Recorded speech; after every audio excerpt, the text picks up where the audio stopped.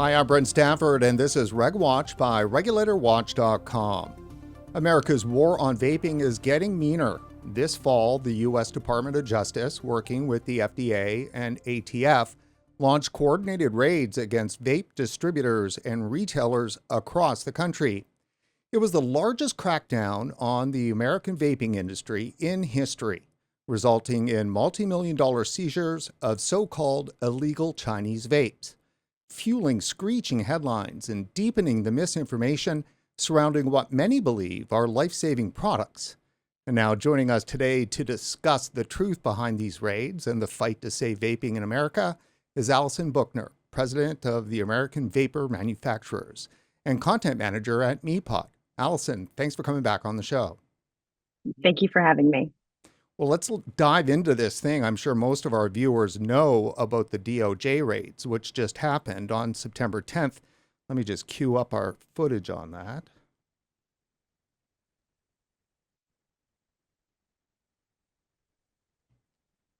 And there we go. That's working nicely.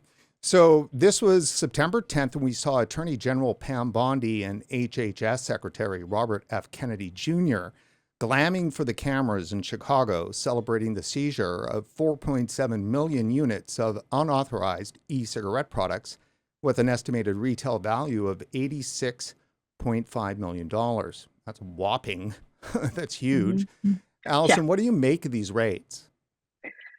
Well, I mean, what happened on September 10th was a high-profile, multi-agency show of force, press conferences, camera-friendly, tables full of product, and officials stressing, again, as we've seen in the past, a youth protection narrative.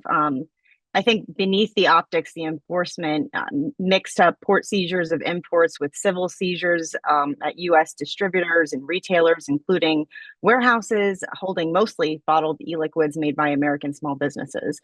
And that's a very different story than the foreign disposables that they were presenting. Yeah, it is always a bit more complex than what the government likes to show. I want to show you some quotes that we have. Now, let me just cue this one up too here as well. And this was the actual press release that FDA put out there. And I think it says a lot in terms of what they're thinking. So HHS Secretary Robert F. Kennedy Jr., these are some of the quotes from him. "We will never allow foreign actors to threaten the health of America's children.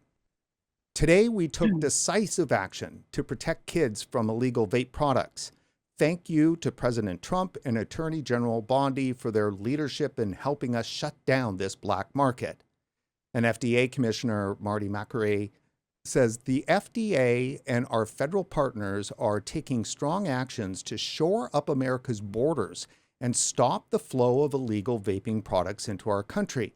Americans, especially our children, should not be using potentially dangerous, addicting products that have been snuck into the U.S. If a product has not been authorized by the FDA, CBP will seize, detain, or destroy it. So, what do you make of that?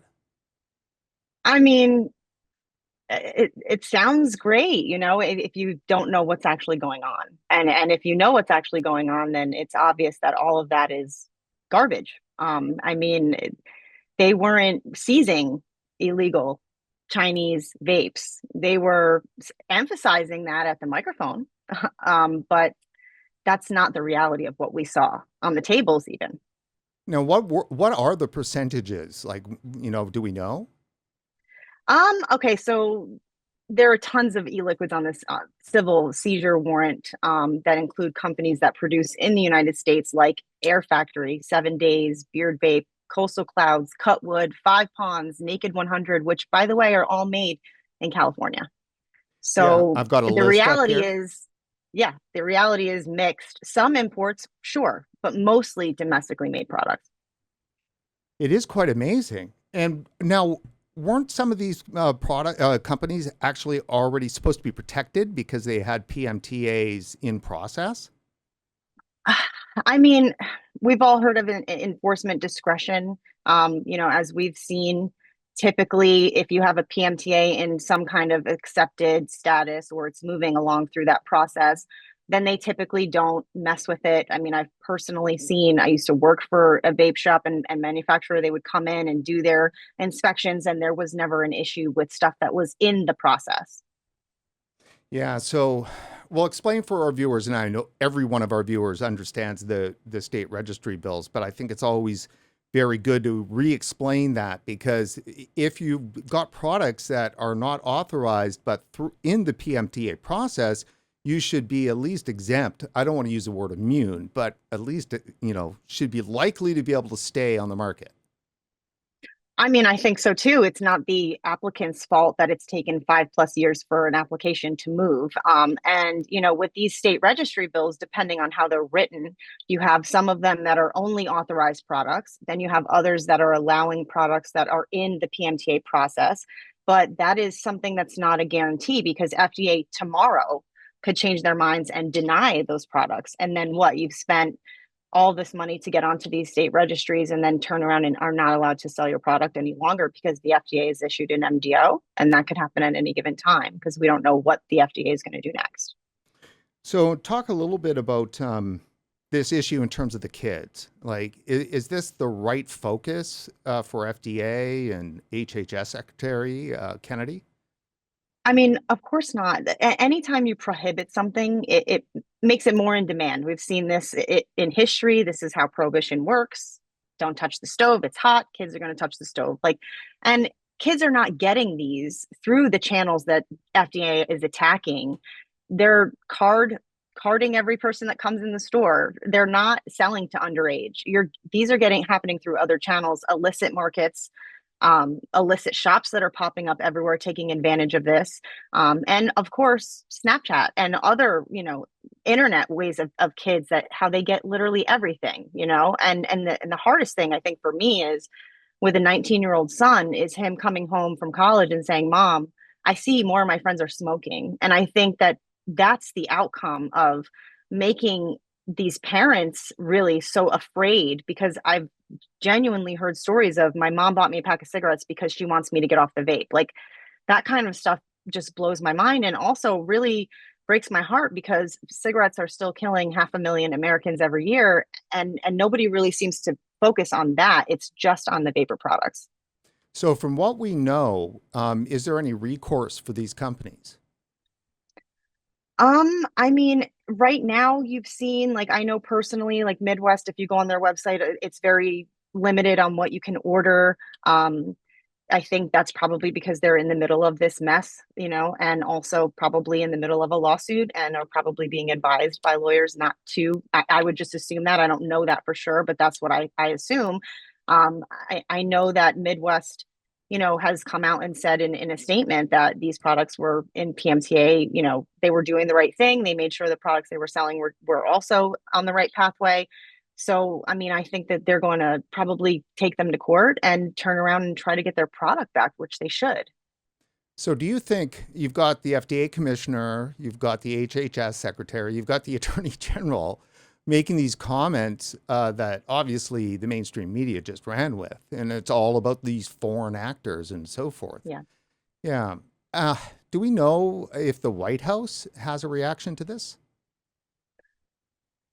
I mean, I don't think we've heard anything directly from the White House that I've seen. I think we've just seen quotes that the White House is, happy that we're doing this. But the changes that I saw were policy posture shift from warning letters to publicized seizures.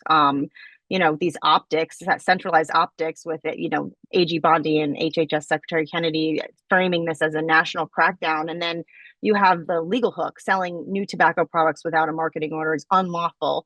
And the FDAs are just kind of coming at everyone. And if you listen to what they're saying, a lot of the verbiage is the same as what you hear out of the mouth of Campaign for Tobacco-Free Kids and also Big Tobacco when you go to these hearings at the state level. I mean, it's kind of copy paste what you're hearing from these people. So, I want to be careful about what kind of words I use to characterize their actions, but if they're standing there in front of the national media and bloviating about foreign illegal Chinese vapes, and it turns out that a large chunk of those products were actually American-made products, I mean, are they just ignorant, or are they are they lying purposefully? Okay, so I will say at the minimum, they're misleading by omission, right? Because they're framing these imports from China, yet their filings and name US distributors and retailers. So the message doesn't match the scope of what's actually happening. Yeah, I definitely agree with you on that. Yeah, they should be more careful, and they're not. That's for certain. So, Right. when you take a look at your membership at the AVM, I would imagine Mm-hmm. some of these companies are part of your group, are they not? Absolutely. I mean, so I personally feel like there's just been this overwhelming dread and worry that's happening in business owners, especially the people that have stuck with it this long, and are still in the game. And it really depends on the month and the time of year and who's in office and who's doing what's FDA doing at the moment of how high that level of worry and dread is. Um, the conversations I've had, first of all, they're having a hard time getting product in. A lot of these distributors that were hit service a lot of the small vape retailers, and now they have no product or limited product. And then they don't know what's going to potentially come next from FDA and how they're going to survive this time. And it just feels like we're again in the same place where they're moving goalposts mid game. Yeah, well, moving the goalposts, that's what tobacco control seems to be really good at doing. Mm-hmm. And Yeah, that I bring mean, that let me ask you this point actually, because Martin Cullip, when he was on the show a couple of weeks back, made this comment, and it's striking. And Lindsay Stroud the other day too, is that the FDA almost seems to be operating as if they are tobacco control instead of the health regulator. right. And that's the thing. They're operating like they have this unlimited power to just do whatever they want and science be damned. And I think that's the hardest part for us to wrap our heads around because we know the science. We are the proof, right? All of us that have quit with vaping and are healthier for it are like we screaming at the top of our lungs for the last how many years at no one, at the wall, basically is how a lot of us feel. And so it's really disheartening and with especially with an administration who promised to save us, this is not saving us. So back in 2019, in the fall, in November actually, when we all kind of made our way to the White House for that We Vape, We Vote, um, effort, there was about 11,000 vape shop owners, operating in the U.S. How big of a industry is it now? I mean, I would say it's bigger because you have, and I hate to consider these shops that are opening up on every corner vape shops because, in my opinion, they're not vape shops. They're glorified head shops with vaping products that don't know anything about the products. And tobacco vapor is, I could throw a rock from my house and hit two of them at this point. So I've seen legitimate vape shops who opened up with the intention to help people quit smoking, who had educated staff close up shop because of these actions, but yet all of these unregistered, and I mean registered with FDA, tobacco vape shops are popping up on every single corner. And it's an issue we run into, especially here in the state of South Carolina, because the legal smoking age is still 18. So while you have all of these shops that are still in business, only selling to 21, following federal law, you have these tobacco vape shops, one undercutting price because they're not selling the same quality product. Because obviously, if you're FDA registered, you're making sure everything you sell has a PMTA application in some part of that process. So you have these people that are selling to 18 and up still, and they have no repercussions for their actions whatsoever that I've So, seen. right. So, yes, there's a heck of a lot more places in which you can buy disposable vapes and so forth, Mm-hmm. but it's an Yes. ever discreet, decreasing amount of places where you can get that old school vape shop kind of experience where they're, Legitimate vape shops. yeah, Yeah. legitimate vape shops where they're Mm-hmm. detailing product, where they spend time, talking to you to help you understand how you can use these products to quit smoking. There's less and less of that. Absolutely. I mean, when I first started working at eSig Charleston, it was a 3-month training process because you had to learn. And that was when there was not, this is 12 years ago. There really wasn't even that much on the shelf. It was more about learning how to listen to the customer, learning how to get them what they need, learning about the correct nicotine levels, learning about finding their flavor. and then supporting them through their journey. And that's not something that you can get anymore easily unless you can find a legitimate vape shop, and there's less and less of them, unfortunately. Yeah, that's true. And I'm just wondering about that because, President Trump has, made a lot about supporting small businesses and all businesses, right? He is the Mm-hmm. business president, but Yep. yet it doesn't seem to be the case when it comes to US vaping.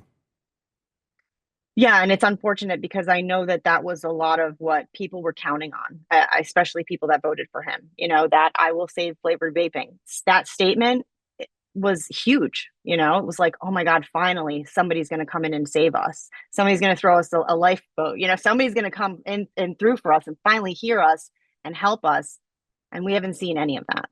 So is it fair to say that under President Trump in his second administration that the independent vapor industry in the United States of America is increasingly becoming more crushed? I mean, yeah. I mean, people are shutting down left and right. I've had conversations with people just over the last few weeks that have shut down their shops. So I would have to say yes. Hmm. So these raids on nicotine vapes, they don't happen in isolation, right? At the same time, it was reported that the White House asked the FDA to fast track nicotine pouch authorizations. Does this feel fair to you and your AVM members? Absolutely not, because they're not fast tracking nicotine pouch applications for everyone. They're fast tracking nicotine pouch applications for the big players, which already get favoritism. So I don't understand that. And so you see RFK participating in the illicit market with his out pouches, but all of a sudden there's this fast track for these products. Well, I wonder why, because they use these products, and we've seen that in the past. Wonder about this ALP because this is a brand that was founded, started, promoted, and owned by Tucker Carlson. So that's Yep. got to have something to do with this. I mean, it adds to the optics.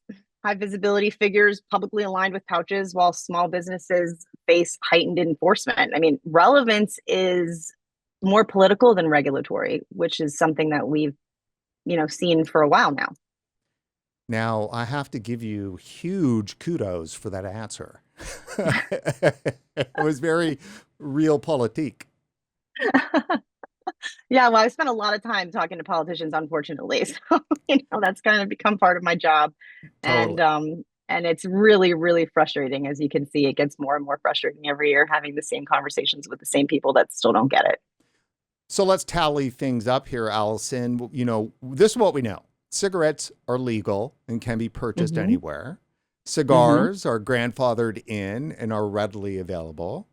Mm-hmm. PMTA applications for nicotine vapes are almost impossible to afford. Mostly big tobacco companies have received vape authorizations, and nicotine pouches are being fast tracked. And tobacco Yeah. control, of course, is hell bent on destroying nicotine vapes. So, who exactly is being protected by all of these actions? Well, not Americans. I'll tell you that much. Not Americans that are smoking. That's for sure. Because Americans that are smoking are being completely forgotten, in my opinion. I'm one of them, somebody who smoked for years, and my health was affected by it. And now I've quit with vaping, and I'm a million times healthier. And 12 years later, I'm still vaping with no issue. And I just, and who's being protected? Cigarettes. Cigarettes are being protected. The big players are being protected. And the policy structure, intentional or not, it favors the largest players still. So it is a protection. It's a bubble of protection, is it not? Yes, it is. Yeah. Yep, it sure is. And if you're saying, if you define bubble as a rule that burdens small applicants while smoothing the runway for big tobacco, I mean, current practice, yeah, it looks like one. And we all know cigars have always gotten a pass, and now it looks like that's happening again with these products that they are using like pouches. It really makes me wonder if RFK was a vapor, would vapes be fast tracked? But in the same respect, it would probably just be a larger brand or whatever he preferred. Yeah.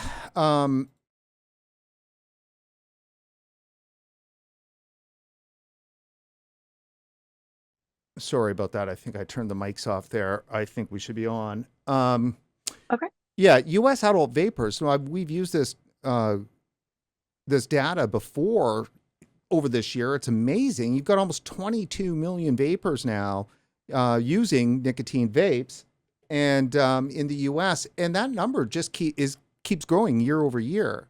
And so, Yeah. what does President Trump, what is his administration, what is the FDA, what is the Attorney General, what do they think's going to happen in the U.S. if they like cleared the market, which we know that they can't do? So, are they just going to, try to, yank these vaping devices out of Americans' hands by the millions? I just don't understand.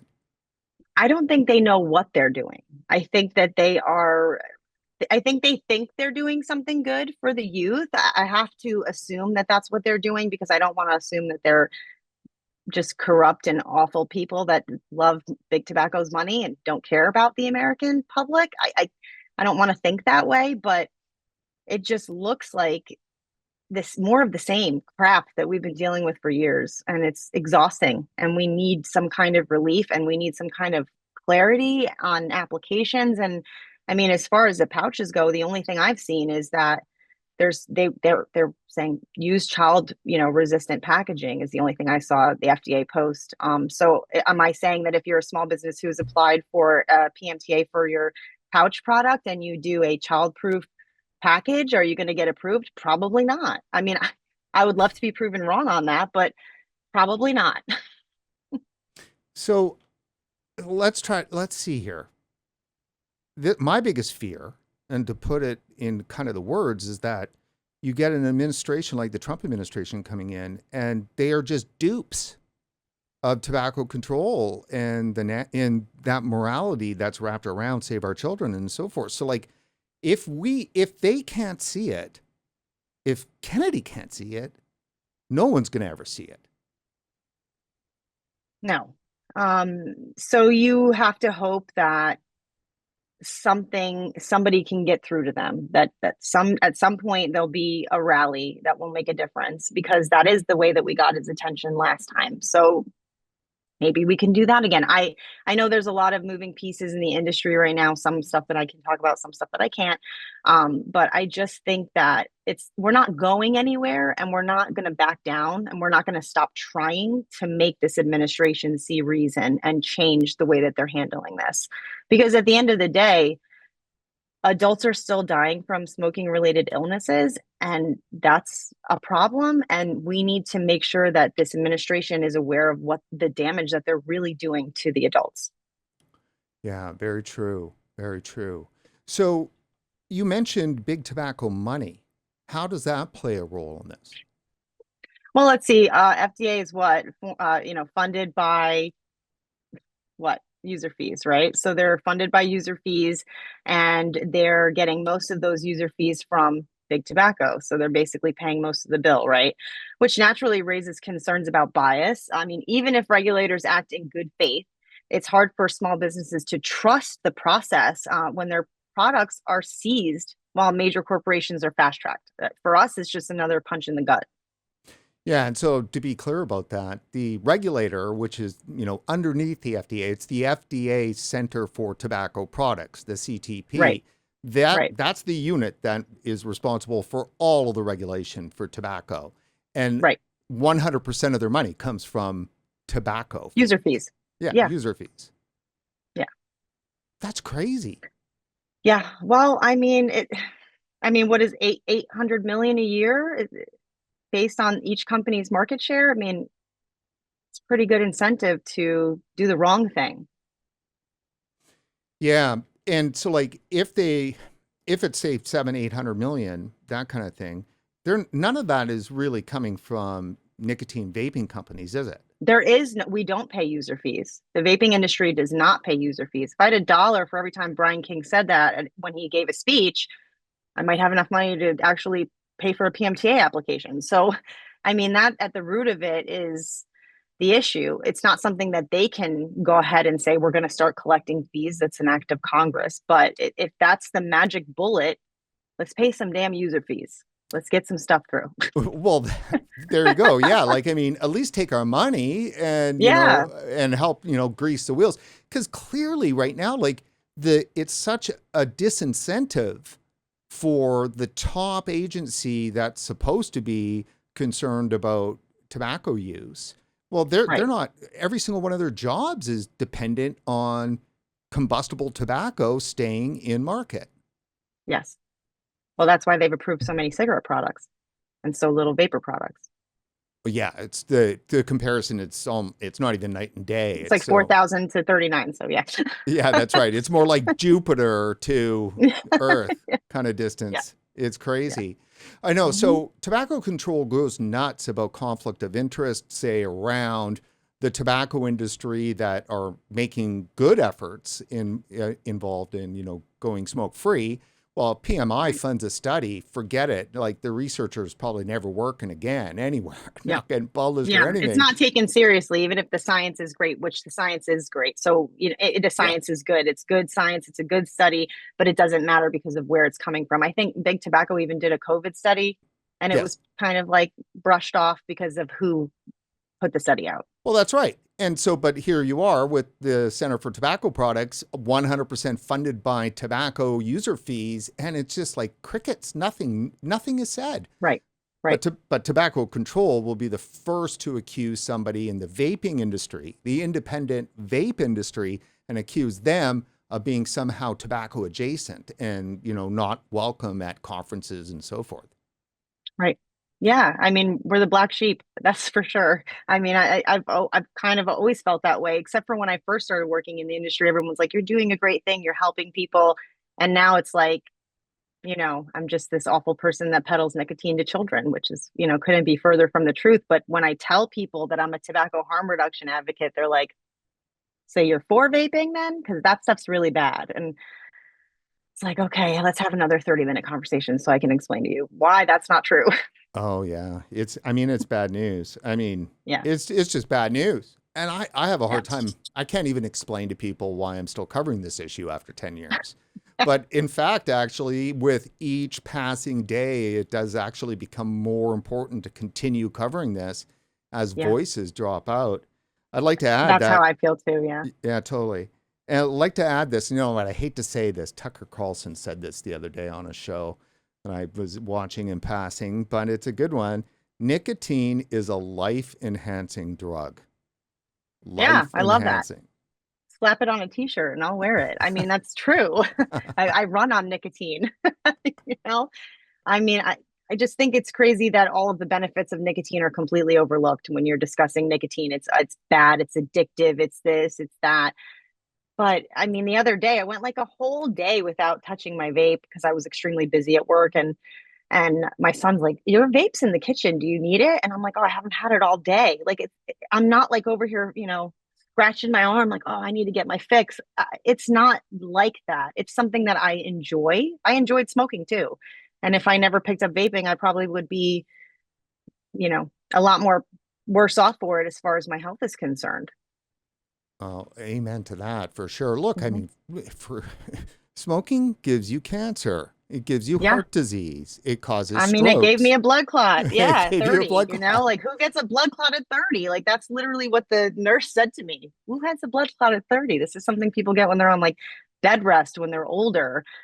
Well, it restricts the blood vessels and there you go. I got a blood clot, but I mean, and that was scary enough for me at 30 to be like, I need to do something about this. And then life happens, stress happens, and I started smoking again. So if I never found vaping, essentially I probably would still be smoking. Yeah, well, I'm certain I would be. That's for sure. Smoking is highly enjoyable at the time that you're doing it. Mhm. That's why everybody smokes or did smoke. Yes. Yeah. And that's why I continue to vape because I feel the fear of if I didn't vape or if I didn't have it available, that potentially if I was in a situation out at a bar having a couple drinks, that if somebody lit up a cigarette, I might want one. And I haven't had a cigarette in 12 years. So this is what keeps me from smoking. So I don't care how long I have to use it. It's not affecting my health in a negative way. And my doctor has, as shocked as she was to see my MRI results a few years ago and even now how healthy I am. She's like, I can't even argue with you. Well, that's excellent. So, just a couple of pieces of business before we start looking at wrapping up. That piece of business is that there are still some things happening in the courts that are Always. hopeful. So why don't you share what you know about that? Well, I mean, I'm sure everybody knows Keller and Heckman are active on MDO appeals, notably in the Fifth Circuit and petitions. They, on September 30th, filed a consolidated opening brief in the U.S. Court of Appeals for the Fifth Circuit, challenging FDA's recent marketing denials. And then we also recently learned that the USVA RFA suit, which is the Regulatory Flexibility Act, is moving forward in the Fifth Circuit as well. They scheduled the oral arguments to that challenge, and that's in December of this year, so that's soon. So I think that we keep moving forward. That's what we've always done, right? And we get hit and we get back up and we keep fighting because we don't have any other choice. What we're fighting for is far too important to just give up. Yeah, I totally agree. And, now we're just being stubborn though, too, I think a little bit. Yeah. Yeah, because it's the principle of the thing, like we know you're wrong and we have to eventually prove it, right? Well, yeah, let's just hope. Well, look, Allison, thank you so much for coming on tonight. I'm sure we'll be in Thank touch you. with you again sometime soon. And for everybody who's watching, please like us on Facebook and don't forget to follow us on X. I'm Brent Stafford. Thank you.